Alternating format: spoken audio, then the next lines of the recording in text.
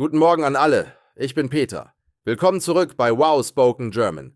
Adele, ich muss dir etwas sagen. Mein Arbeitsweg heute war wirklich chaotisch.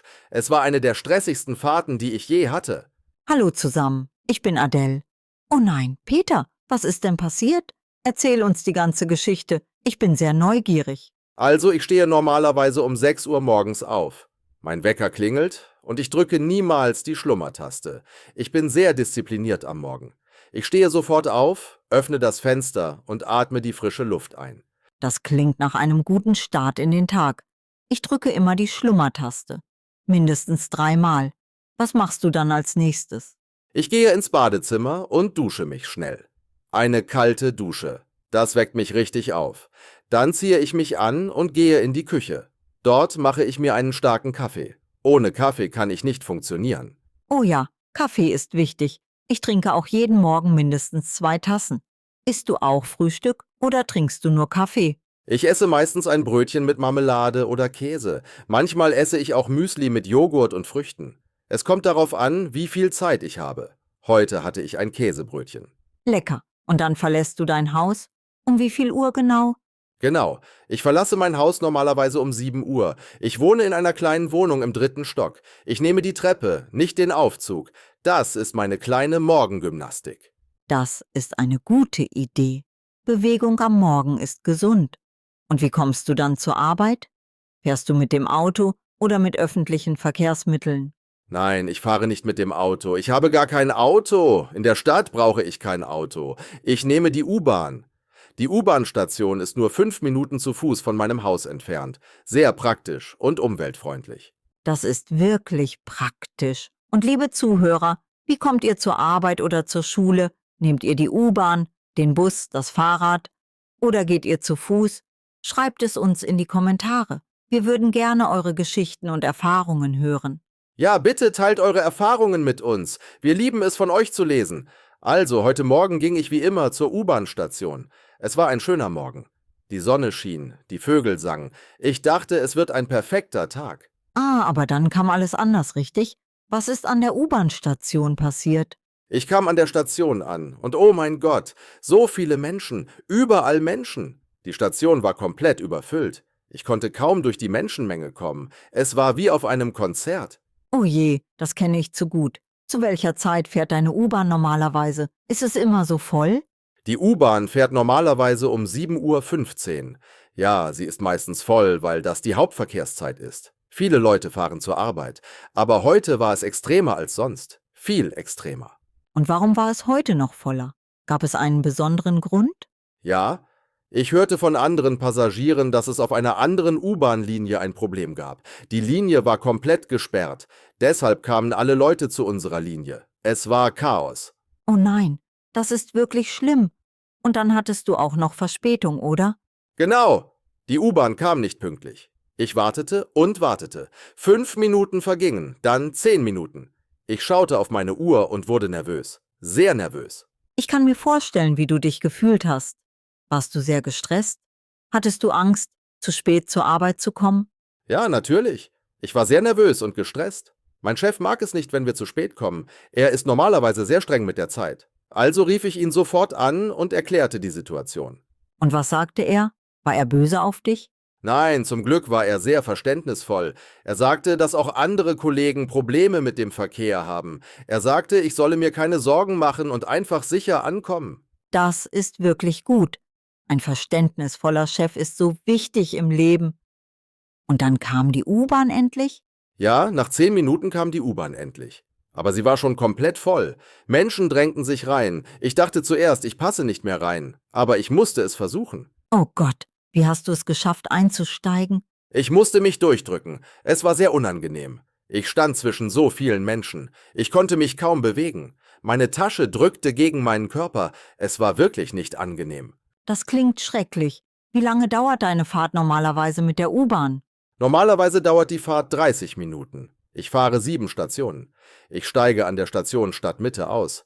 Dann gehe ich noch 10 Minuten zu Fuß durch den Park zu meinem Büro. Der Weg durch den Park ist sehr schön. Also insgesamt etwa 40 Minuten von zu Hause bis zum Büro.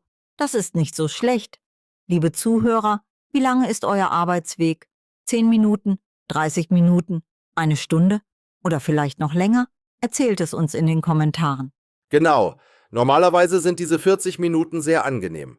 Weißt du, Adele, während der Fahrt mache ich immer interessante Dinge. Ich lese ein Buch, höre Musik oder lerne neue Vokabeln auf meinem Handy. Das ist eine ausgezeichnete Idee. Die Zeit produktiv nutzen, statt sie zu verschwenden. Was liest du gerade für ein Buch? Ich lese gerade einen deutschen Krimi von Sebastian Fitzek. Er heißt Das Paket. Er ist sehr spannend und aufregend.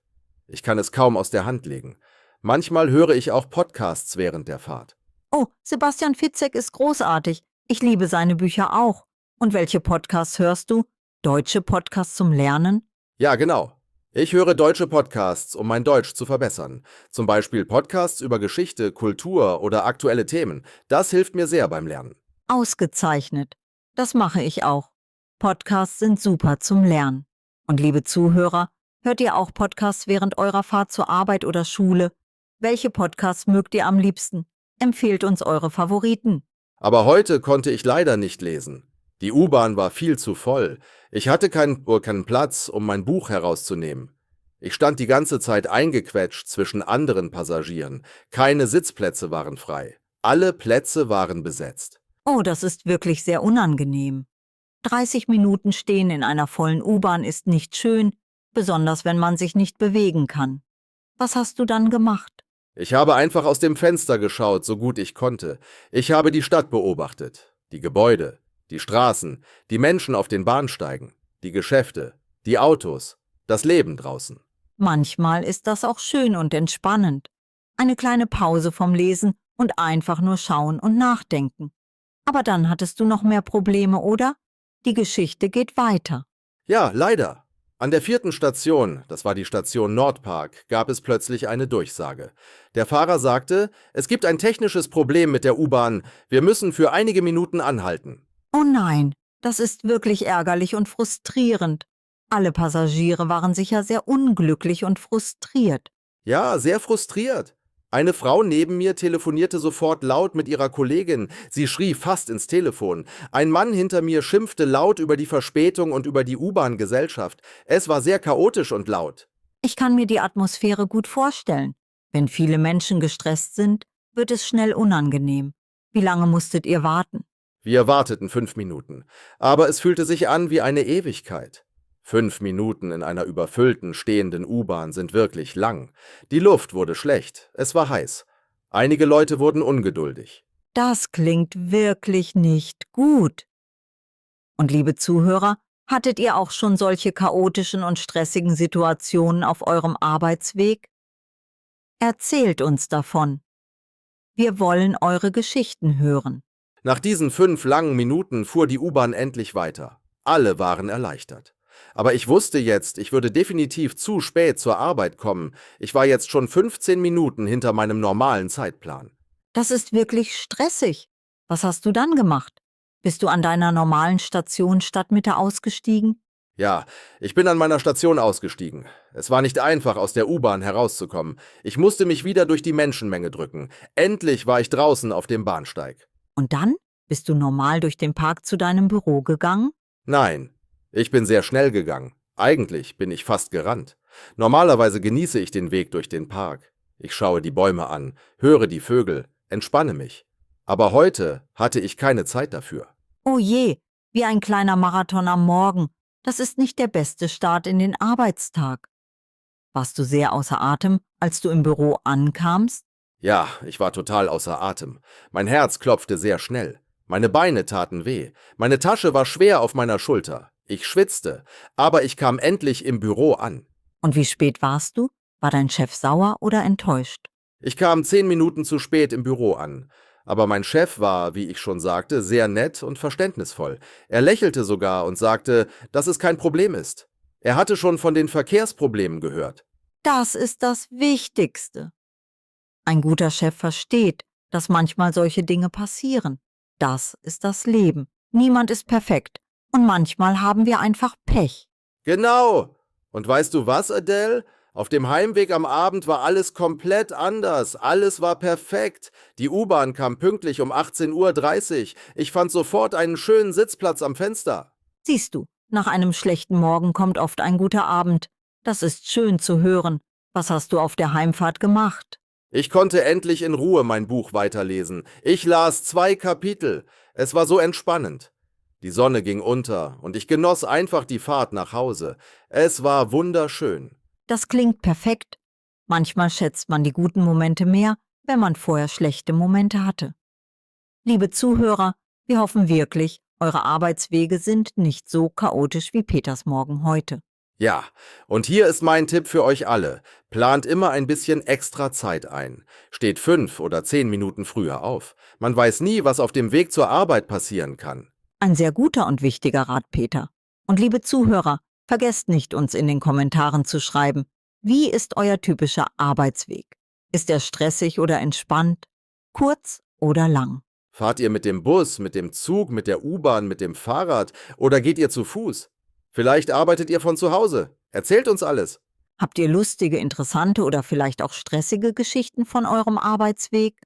Wir würden sie sehr gerne hören. Teilt sie mit uns und mit anderen Deutschlernenden in der Community. Genau. Und denkt daran, übt weiter fleißig euer Deutsch. Jeder Tag ist eine neue Chance und Möglichkeit zum Lernen. Nutzt diese Chance. Wir sehen uns im nächsten Podcast. Ja, bis zum nächsten Mal. Bleibt motiviert, bleibt positiv und habt einen wunderschönen Tag. Wir freuen uns schon auf das nächste Mal. Tschüss zusammen, macht es gut und passt auf euch auf. Bis bald. Auf Wiedersehen, liebe Zuhörer.